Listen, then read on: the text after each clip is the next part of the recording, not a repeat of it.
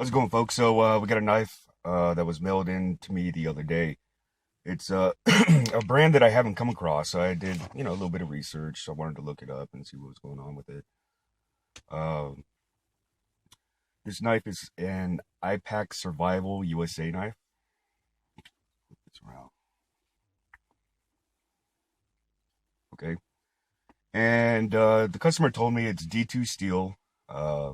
I was pretty interested. I haven't heard of this knife before and decided to look it up. And to my surprise, there's a bunch of controversy surrounding this knife, the knife maker, and everything like that. I don't want to get into it too much.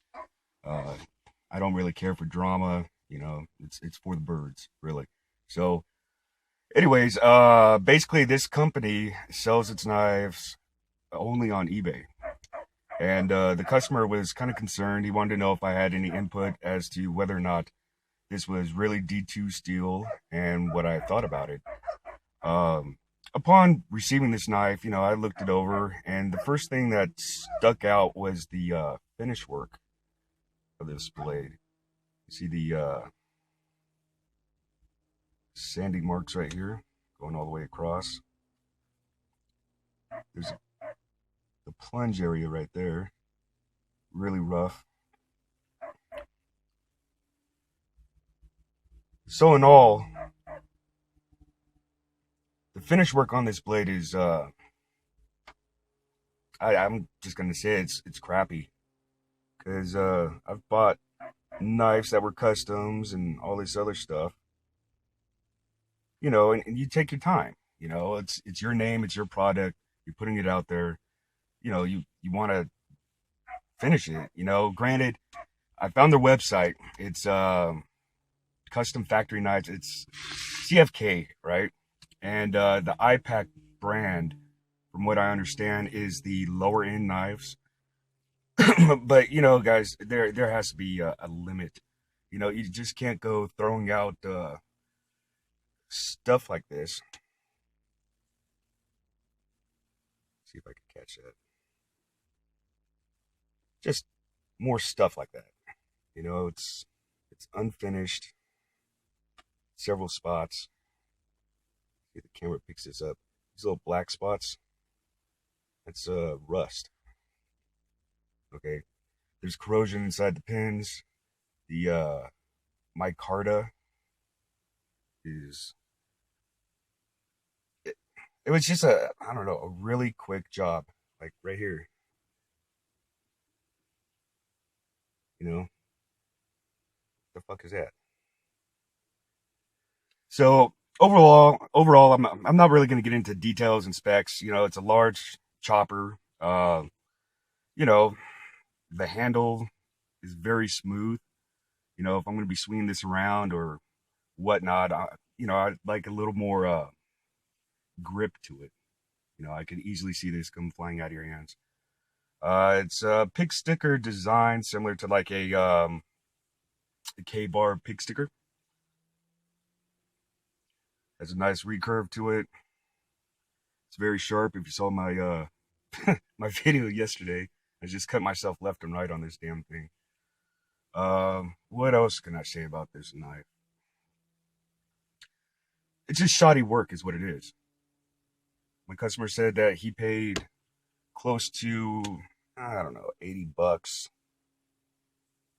And this work that I'm seeing from this knife, it really looks like I don't know, like a high school shop class, and they get, stuff to work on and they're just learning how to do grinds or whatnot. That's what it looks like. It looks like someone just zip real quick and then slapped some handles on it and sold it. You know, uh, there's an interesting thread on blade forums. I try to stay off that, but when I was looking it up, I came across an interesting thread. It's probably about 11 or 12 pages talking about this knife company and how they use similar designs to popular knives. And I believe it was Mr. Wilson. I'll put the link down in the description. But he pointed out that this company makes a tracker knife. It's basically a clone of the tops. And then they have a a Damascus tracker, and he found on Alibaba the exact same knife. It's and then scrolling through their eBay page, there's similar knives because I went and checked on Alibaba and was going through looking at hunting knives, survival knives, all this other stuff, and I did notice there are quite a few knives on that website that this company is selling on their eBay page. They have close to 700 items on there, right? And none of them have a specific name. It's like a D2 drop point hunter with micarta scales, whatnot. Just very basic names.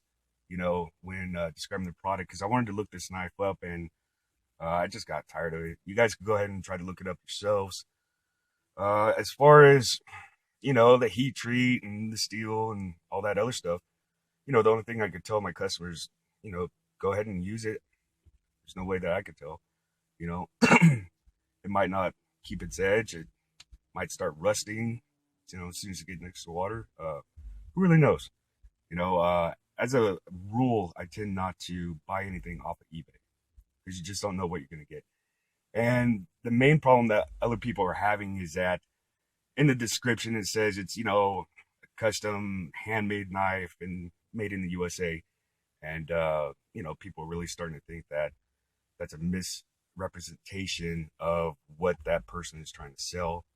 There's also some, calamity about, which Jason is which and if it's the same person. And, because supposedly they get the materials from England, right? England gets their materials from somewhere in Europe. People are thinking it's Pakistan, which it probably is. And then they do all the grind work and then ship it over to this guy over here in Oregon, and he puts it all together and sells it. Now, this large of a knife with this steel and the materials being sold for 60, 70 bucks, that's a pretty good stretch right there. I haven't looked before at overseas manufacturers, suppliers, and stuff like that.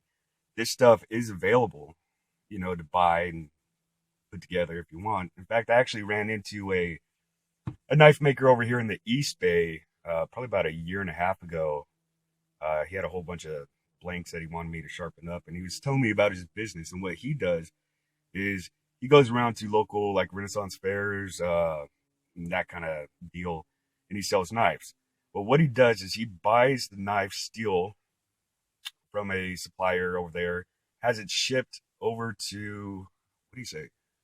He has it shipped down to Mexico where the knife is ground and handles are put on. Then he has it shipped over to a guy in, I want to say Canada, where some more finishing work is done. And by the time he gets his knives in, they're basically all put together. And what he does is he just etches his company name on it and turns around and sells them for $200-$300 as custom knives. So I know the practice is going on, and I know people like to stretch the truth as far as being a knife maker, making knives, where it's actually made and all that other stuff, because they can, prop up the price, but I'm not really a big fan of that. Now I'm not knocking knives that are made overseas.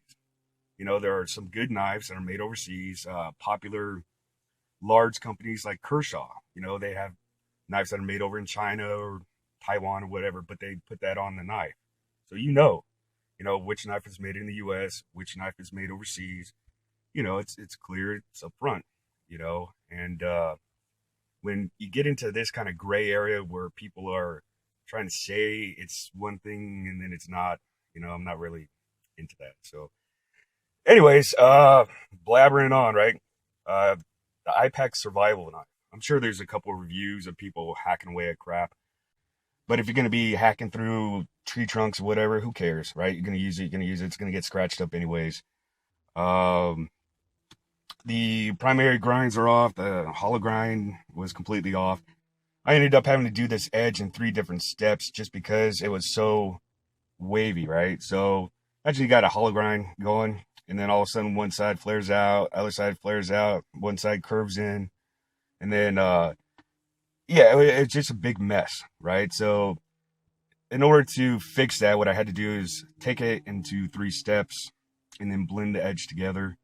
And on a knife like that, that's all you can really do. And the factory edge that it came with, it was hit heavy with the grinder and then put on a polisher, a buffer. So it was all buffed over to try to hide the mistakes. But you can see there were several parts on the factory edge that were burnt as well. So there it is, the IPak Survival Blade. Definitely questionable. You guys have a good day. Take it easy.